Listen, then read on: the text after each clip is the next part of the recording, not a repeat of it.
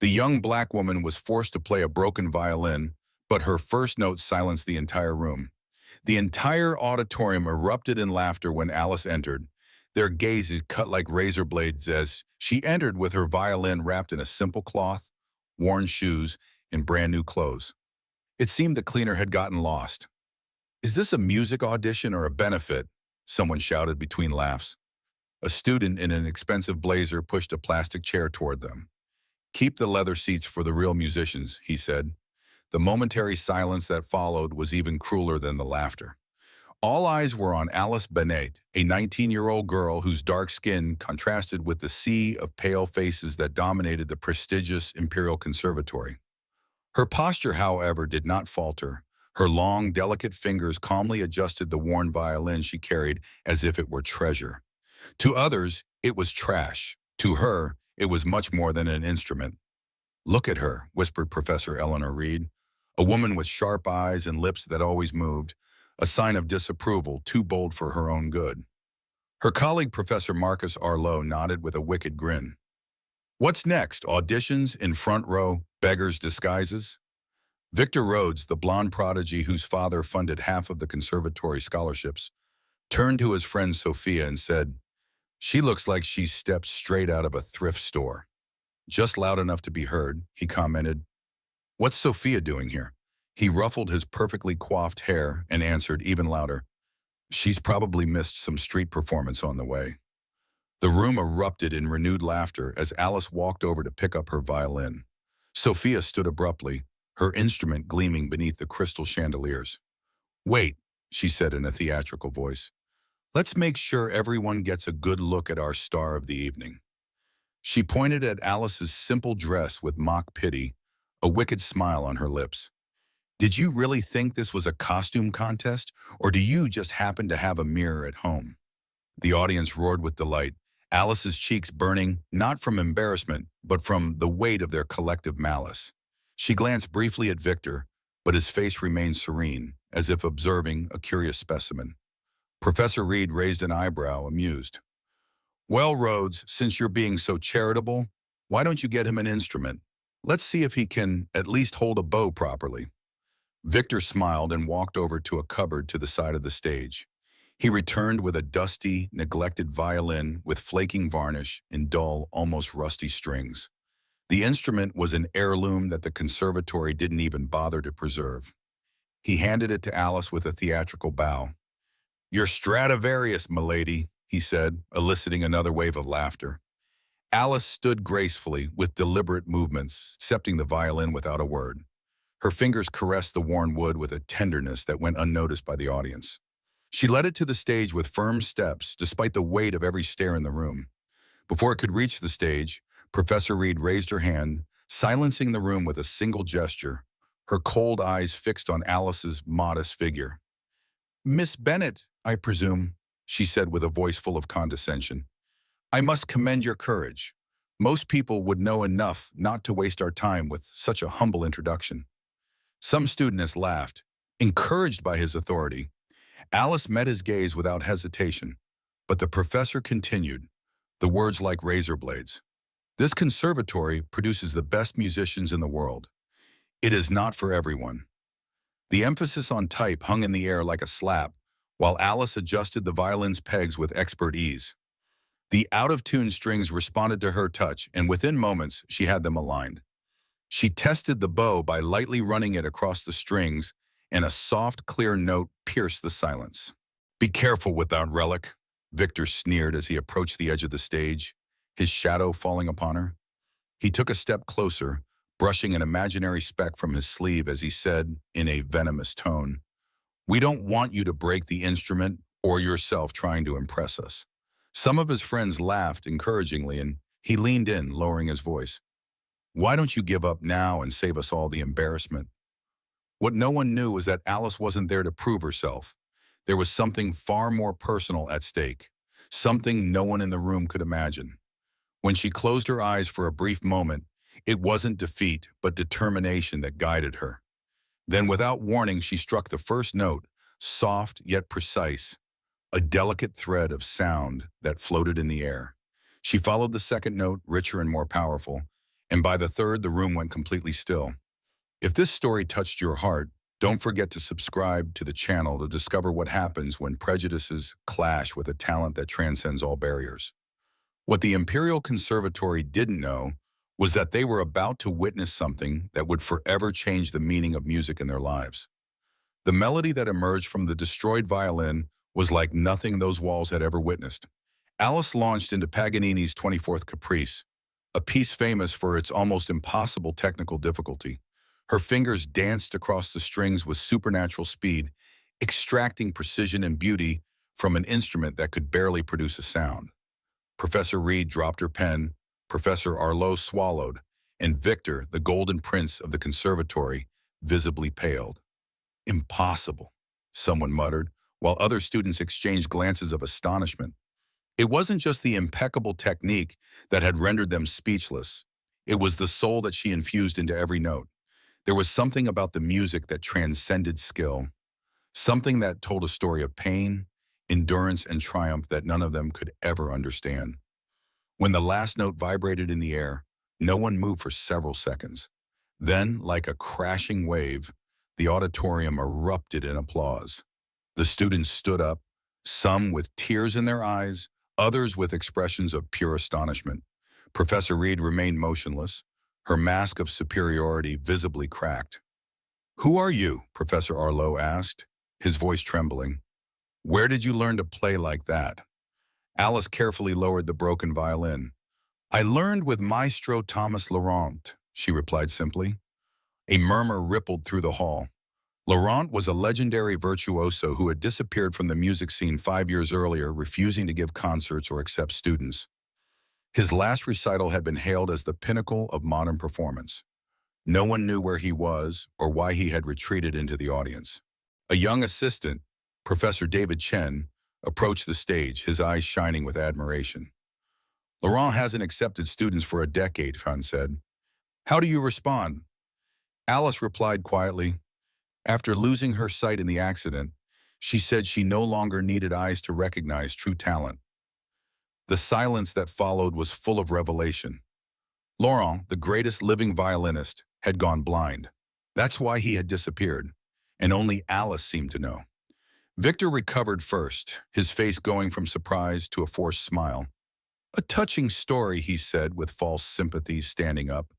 "It was almost as rehearsed as your performance." But Laurent was known for his interpretation of Bach's Sonata No. 3. "I'm sure he's taught that piece as well." The challenge hung in the air like a blade. Victor was testing her, trying to unmask what he believed to be a lie. Alice looked at the violin in her hands, its cracks and frayed strings. "This instrument could not bear it," she replied calmly. "How convenient," she murmured. Victor, loud enough for everyone to hear, exchanged glances with Professor Reed. "Miss Bennett may use mine," offered a voice from the back of the room.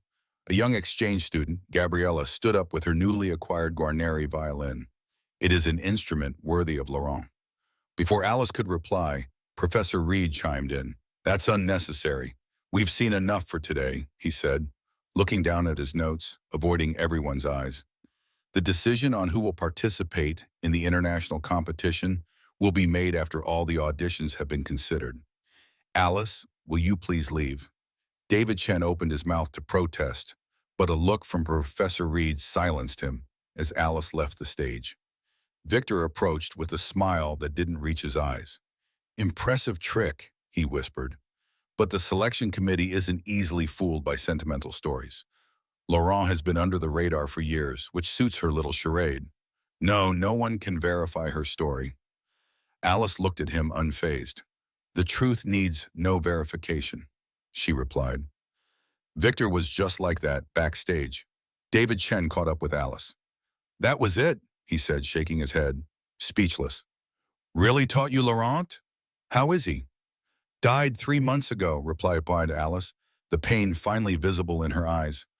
"His last wish was for me to come here." She looked across the auditorium where Professor Reed and Victor were talking in urgent tones. She had a score to settle with this place. That afternoon, while Alice was practicing in an empty cubicle at the conservatory, her phone rang. It was an anonymous message. "Laurent would never accept someone like you.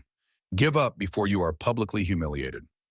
Minutes later, the director of the conservatory announced via email that due to the exceptional talent Alice had demonstrated, a special competition would be held within a week between the three best candidates to determine her place in the Victor Sofia International Competition.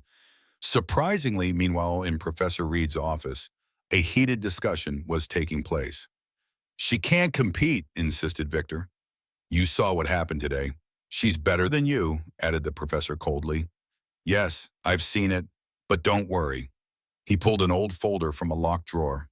"I found something interesting about the famous Thomas Laurent and his sudden retirement. Something your protege certainly doesn't want anyone to find out." What neither of them knew was that on the other side of the half-open door, David Chen was listening to every word, his heart racing as he finally understood why Laurent's name had been all but erased from the conservatoire in recent years, and the role Professor Reed had played in this process. On the day of the special competition, it brought with it an almost palpable level of attention. The auditorium was packed with teachers, students, and even some local music critics. They were settling into their seats. It was unprecedented, a last-minute competition between the three finalists to determine who would represent the Imperial Conservatory on the international stage. In his dressing room, Victor was silently warming his fingers. When the door opened, it was David Chen, his expression grave and his hands covered in yellow. "We need to talk," he whispered, closing the door behind him. "I found this in the archives. It's about Laurent and Professor Reed. You need to know this before you go up on that stage." Alice looked at the envelope, her eyes fixed on the old photographs and documents as David explained it to her. Her hands began to tremble. "So that's what happened," she murmured. A single tear ran down her cheek. "Laurent never told me the whole story. They'll use it against you," David warned. "Professor Reed plans to make an announcement before your performance. He doesn't just want to destroy you, he wants to destroy his legacy as well." Alice put away the documents and took a deep breath. Let them do it. Maybe it's time for the truth to come out. In the Victor Auditorium, Victor had already finished his performance, a technically flawless Brahms piece that drew enthusiastic applause. Sophia followed with a precise interpretation, although her confidence seemed shaky from the previous audition. When Alice's turn came, Professor Reed stood unexpectedly, demanding everyone's attention before the next performance. She announced in a calculatedly solemn voice, "I feel compelled to share a disturbing discovery." She held up a folder identical to the one David had shown Alice. Thomas Laurent, Miss Bennet's supposed mentor, was expelled from this conservatory 20 years ago for plagiarism and academic fraud. A murmur rippled through the auditorium. Reed continued, her voice growing in intensity. He stole compositions from other students, including a revolutionary piece he claimed was his, the piece that made him famous. When confronted, he fled in disgrace. The blindness that befell him was probably the only reason he managed to live in seclusion without being discovered. Victor smiled discreetly, exchanging glances with the professor. The strategy was clear. Discredit the mentor in order to discredit the student. "And now," concluded Reed dismissively, "your so-called protege is trying to deceive us, just as he did." The silence that followed was thick with expectation. All eyes turned to Alice, who remained impassive in the center of the stage. "Are you finished?" she asked quietly. Professor Reed blinked, clearly expecting tears or desperate denials. "Well, me, because you're finished," continued Alice, raising the violin to her chin. "I would like to play it now, not the piece you chose at the beginning, but something different. Something Laurent composed during his blindness, never before heard publicly." Before anyone could protest, she began to play. The first notes were slow, almost hesitant, but soon they became something extraordinary. It was not a conventional melody. It was something completely new, with harmonies that seemed to defy the very laws of music, transitions no one had ever conceived. It was a totally original sonic language. The room froze in collective awe. Victor's face paled, his confidence visibly evaporated. Professor Reed gripped the edge of her chair, eyes wide in recognition. Halfway through the piece, Alice paused briefly and spoke through her playing as she said, "Laurent didn't steal anything. The piece that made him famous was unfairly attributed to another student, a favored student of Professor Reed, who was then a young instructor with ambitions of creating a star. But the truth has a way of finding its light. She took up the melody with renewed intensity, each note an accusation, each chord a revelation. And then it happened. David Chen walked out into the side aisle accompanied by an old man who many immediately recognized, Professor Emeritus Harold Winters, former director of the conservatory. "It's true," Winters declared in a trembling voice. "I discovered it years later, but it was too late." Reed fabricated evidence against Laurent. The real plagiarism was hers, not his. Professor Reed stood up indignantly, but her words died in her throat when Alice turned up the volume and the music reached a peak of aching beauty. It was impossible to speak, impossible to think of anything but that transcendent sound as the last note faded. Professor Winters picked up the envelope David had found. "Here are the original documents, not the doctored copies that Professor Reed kept. Laurent was the victim of a terrible injustice, and in my cowardice, I never publicly corrected her." Professor Reed remained paralyzed. Her world was visibly crumbling around her. Victor stepped away from her, trying desperately to disassociate himself from the impending scandal. It was then that Alice did something unexpected. She approached Professor Reed, looking her in the eyes with a mix of anger and disturbing serenity. "Laurent did not send me here for revenge," she said in a low voice, "but for redemption, hers, not his." What no one in the auditorium could predict, not even Alice, was that the true revelation was yet to come. A sealed letter that Laurent had left to be opened right at that precise moment, whose content would forever change the fate of the conservatory and everyone within. Absolute silence fell over the auditorium as Alice took a yellowed envelope bearing the Imperial Conservatory seal from her pocket, the letter Laurent had entrusted to her for this very moment. With firm fingers, she opened it and began to read aloud clearly and calmly. "To whom it may concern, I, Thomas Laurent, being of sound mind, confess that the work for which I am accused of plagiarism never existed before me. Margaret Reed, then an assistant in the composition department, created this accusation after I rejected her romantic advances and threatened to reveal her inappropriate relationship with a student. Victor Rhodes, father of this conservatory's current prodigy." A murmur rippled through the room. Victor paled at the mention of his father's name while Professor Reed babbled incoherent attempts at denial. "When I lost my sight," Alice continued reading, "I found a freedom I'd never known before. With no visual distractions, my hearing became my only connection to the musical world. It was then that I met Alice Benet, a young woman with no formal resources, but with a gift that transcended everything I had witnessed in 40 years of music." Alice paused, her hands trembling slightly, before she continued. "I was not sending Alice to the Imperial Conservatory out of revenge, but to right two wrongs: the injustice done to me and the invisible barrier that keeps extraordinary talents like hers out of the hallowed halls of classical music. The true test of any institution is not its perfection, but its capacity to recognize and correct its mistakes." The letter ended with a revelation that caused everyone to gasp. Laurent had left his entire fortune, including his original Stradivarius valued in the millions, to fund scholarships for musicians from disadvantaged communities. On one condition: the program was to be administered by the Imperial Conservatory under the direct supervision of Alice Benet. Professor Winters was the first to stand, applauding with tears in his eyes. One by one, the students stood up until the entire auditorium was on its feet, everyone except Professor Reed and Victor. "That is a fraud," Reed argued, his voice cracking. "The signature can't be verified."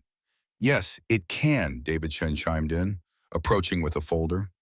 "The will was officially registered 3 months ago, validated by 3 witnesses, including Professor Winters. We have all the legal documentation here." Amid the commotion, Victor abruptly stood up and walked over to Alice, his face a complex mask of emotions during a tense moment. "No one knew what he was going on to do. My father," he began, his voice almost unrecognizable. "He told me a very different version of this story. He said Laurent was a fraud who had been rightfully expelled." He gulped, looking at Professor Reed. "He lied to my family for 2 generations. Professor Reed didn't answer. His eyes were fixed on the floor. Decades of secrecy were crumbling around him. 2 weeks later, the Imperial Conservatory had been transformed. Professor Reed had quietly resigned, avoiding a bigger scandal. Victor had surprisingly asked to work with Alice on developing the new scholarship program, a gesture of redemption few had expected. While Alice organized the music sheets in the new room named after Laurent, David entered with an elegant violin case. "The Stradivarius has arrived," he announced. "The lawyer just delivered it." Alice reverently opened the case, revealing the legendary instrument. Her fingers gently ran over the strings, plucking out a single perfect note. "It's not about the instrument," he said softly. Laurent played a backyard violin with the same perfection as a Stradivarius. It was his soul that made the difference. "How did he do it?" David asked, staying calm in the face of such cruelty. Alice smiled, a genuine smile that lit up her entire face.